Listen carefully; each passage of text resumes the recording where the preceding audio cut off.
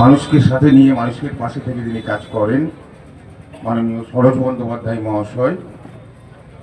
উপস্থিত আছেন আমাদের বসিরহাট উত্তরের সম্মানীয় বিধায়ক রবিকুল ভাই, আমাদের পঞ্চায়েত সমিতির সম্মানীয় সভাপতি সোমেন মণ্ডল এখানে উপস্থিত আছে, আমাদের লক্ষ্মী রজক বিশ্বাস আমাদের জেলা পরিষদের সদস্য। সে সর্বপ্রথমে বক্তব্য রেখে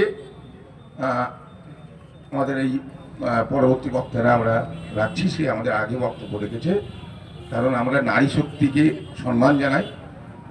এখানে সমীর বাছার আছে বিশিষ্ট সমাজসেবী, একটি পঞ্চায়েতের তিনি প্রধান, মুস্তাক আহমেদ আছে বিশিষ্ট সমাজসেবী, মাহমুদ হাসান আছে, বিকাশ আছে বিশিষ্ট সমাজসেবী, এবং বুলবুল আছে, নিজাম ভাই আছে একটি পঞ্চায়েতের প্রধান, তিনি সম্মানীয় এবং বিশিষ্ট সমাজসেবী।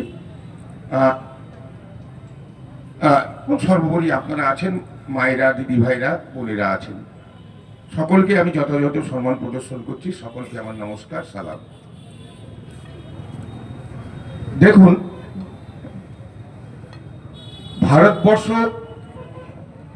একটা দুর্জয় শক্তি। এই জন্য শক্তি যে ভারতবর্ষের হিন্দু, মুসলিম, শিখ, বৌদ্ধ, খ্রিস্টান, জৈন যখন এই ভারতবর্ষ বা ভারতবাসী আক্রান্ত হয়েছে, তখন তারা গর্জে উঠেছে প্রতিবাদে এবং প্রতিরোধে। অতীতে আমরা বিভিন্ন সময়ে দেখেছি আমাদের প্রতিবেশী দেশ পাকিস্তান বরাবরই একটা হিংসাত্মক প্ররোচনামূলক কাজ তারা ভারতবর্ষের বুকে করিয়ে থাকে বকলমে, উগ্রপন্থীদের দ্বারা। আমরা 47-এ স্বাধীন হয়েছি, 48-এর জানুয়ারি মাসে আমরা যুদ্ধ দেখেছি। 15ই আগস্ট আমরা স্বাধীন হয়েছি, আগস্টের পরে সেপ্টেম্বর, অক্টোবর, নভেম্বর, ডিসেম্বর, 4 মাস স্বাধীন ভারতবর্ষ, 5 মাসের মাথায় স্বাধীন ভারতবর্ষ আক্রান্ত হয়েছে এই পাকিস্তানের দ্বারা। কাশ্মীর আক্রান্ত হয়েছিল, ভারতের বীর সেনানীরা সেটা রুখে দিয়েছিল। পরবর্তীকালে আমরা দেখেছি আমরা আক্রান্ত হয়েছি 62 সালে, চীন আমাদেরকে আক্রমণ করেছিল ভারতবর্ষের অখণ্ডতার উপরে।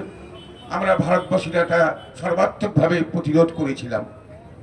তার পরবর্তীকালে আমরা দেখেছি 65 যুদ্ধ, লাল বাহাদুর শাস্ত্রী তখন ভারতবর্ষের প্রধানমন্ত্রী। এর আগে যে যুদ্ধগুলো হয়েছে তখন জওহরলাল নেহরু প্রধানমন্ত্রী ছিলেন, তিনি প্রতিরোধ করেছিলেন, ভারতবর্ষ প্রতিরোধ করেছিল 65 যুদ্ধে।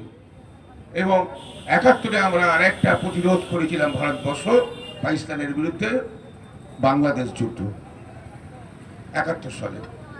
99-এ আমরা আক্রান্ত হয়েছি এই কার্গিল সেক্টরে, ট্রাস, পাটালিক এই সেক্টরে আমরা প্রতিরোধ করেছি। কারা করেছে? আমাদের বীর সেনানীরা করেছে। আর আমরা যখন পুনরায় আক্রান্ত হলাম, আমাদের পরিবারের মানুষরা যখন বেড়াতে গিয়ে যখন খুন হলো কাশ্মীরের বৈশরণ ভ্যালিতে, তখন প্রতিবাদের কণ্ঠস্বর যেমন উঠেছে, প্রত্যাখ্যাতের প্রয়োজনীয়তা দেখা দিয়েছে। আমরা তা করেছি, আমরা তা প্রতিরোধ করেছি।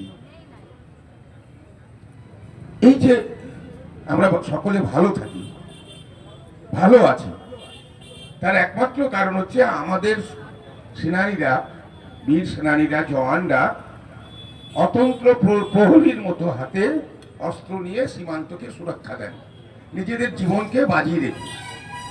এবং এই দেশ রক্ষায় শত শত শত সহস্র বীর সেনানী ভারতবর্ষের জন্য রক্ত দিয়েছে। আমরা অতীতের যে যুদ্ধগুলো দেখেছি, আমরা দেখেছি যেখানে ভারতবর্ষ রুখে দাঁড়িয়েছে। আমরা যখন কার্গিলে আক্রান্ত হয়েছি, আমরা দেখেছি বিক্রম বাত্রাকে, তিনি পরমবীর চক্র পেয়েছিলেন। আমরা দেখেছি মনোজ পান্ডেকে, তিনি পরমবীর চক্র পেয়েছিলেন, তারা মারা গিয়েছেন। আমরা দেখেছি যোগিন্দর সিং যাদবকে, তিনি বেঁচে ছিলেন, কিন্তু তিনি বেঁচে থাকা অবস্থায় পরমবীর চক্র পেয়েছিলেন, যেমন বিক্রম বাত্রা পেয়েছিলেন, মনোজ পান্ডে পেয়েছিলেন। তেমনই আমরা দেখেছি 1948-এ যখন ভারত আক্রান্ত হয়েছে, তখন জওহরলাল নেহরুর নির্দেশে, ভারতবর্ষের সরকারের নির্দেশে ভারতের সেনাবাহিনীকে নেতৃত্ব দিয়েছিলেন ব্রিগেডিয়ার মোহাম্মদ ওসমান। এবং দেশ রক্ষা করতে গিয়ে শ্রীনগরের প্রান্তে পাকিস্তানি সৈন্যদের সঙ্গে এবং উগ্রপন্থীদের সঙ্গে লড়াই করে তিনি শহীদ হয়েছিলেন। তিনি কিন্তু মহাবীর চক্র পেয়েছিলেন, যেটা পরমবীর চক্রের পরের সম্মানীয় পদ। আমরা দেখেছি 65 যুদ্ধে আব্দুল হামিদকে হাবিলদার ঢুকে দিয়েছে পাকিস্তানের প্যাটন ট্যাঙ্ক, মারা গিয়েছে, কিন্তু দেশকে রক্ষা করেছে, দেশ তাকে শ্রদ্ধা জানিয়েছে পরমবীর চক্র দিয়ে। আমরা পেহেলগাঁওতেও দেখলাম আমাদের কাশ্মীরের মানুষ যেমন জীবন হারিয়েছে কাশ্মীরের এই উগ্রপন্থীদের মদতদাতা পাকিস্তানের বা সরাসরি পাকিস্তানের প্রত্যাঘাতে, তেমনি আমাদের জওয়ানরা তারা আত্মত্যাগ করেছেন, অনেক জওয়ান মারা গেছেন, আমাদের বেশ কিছু জওয়ান মারা গেছেন, আমাদের সেনানী মারা গেছেন। তার মধ্যে আমাদের বাংলায় ঝন্টু আলী শেখ, সে মানে তার বুকের রক্ত দিয়ে দেশকে রক্ষা করার কাজটা করেছে। সুতরাং পাকিস্তান যেন না ভাবে যে ভারত যে জাতপাতে বিভক্ত, বিভিন্ন সম্প্রদায়ে বিভক্ত, তাই ভারত দুর্বল, এটা কিন্তু পাকিস্তান যেন কখনো না ভাবে। কারণ ভারতবর্ষের প্রশ্নে, ভারতবর্ষের অখণ্ডতার প্রশ্নে ভারতবর্ষের সমস্ত মানুষ এক। এখানে ভারতবর্ষের মানুষের মধ্যে কোনো বিভেদ দেখে না, সকলে বুক চিতিয়ে দেশের জন্য জীবন দিতে প্রস্তুত থাকে এবং আমাদের বীর সেনানীরা তা করে থাকে। আমরা দেখেছি এই নেতৃত্ব দিয়েছেন এবারের এই যে অপারেশন সিন্দুরে আমাদের দুই নারী শক্তির প্রতীক হচ্ছেন উইং কমান্ডার